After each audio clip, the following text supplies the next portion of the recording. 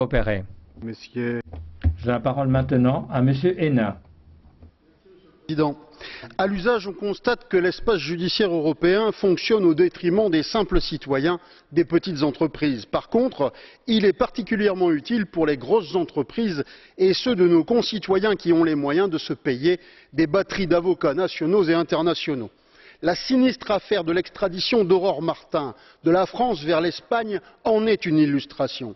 Cette affaire est une honte pour la France et pour l'Union européenne. Le texte qui nous est présenté, loin d'être une amélioration de l'état des choses existant, propose d'aggraver cette inégalité entre justiciables. Ainsi, un jugement prononcé dans un État membre deviendrait exécutoire sans aucune procédure intermédiaire dans un autre État membre. Remettre en cause le droit de contester la reconnaissance ou l'exécution d'un jugement d'un État membre en invoquant l'incompatibilité manifeste avec l'ordre public de l'État membre où le jugement serait exécuté ou reconnu constitue une véritable régression.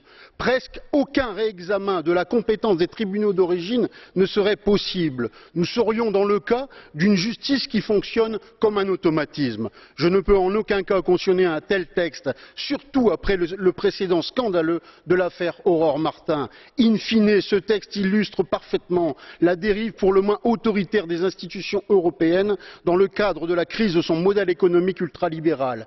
Oui, nous passons d'une Europe libérale à une Europe ordolibérale. Danke vielmals.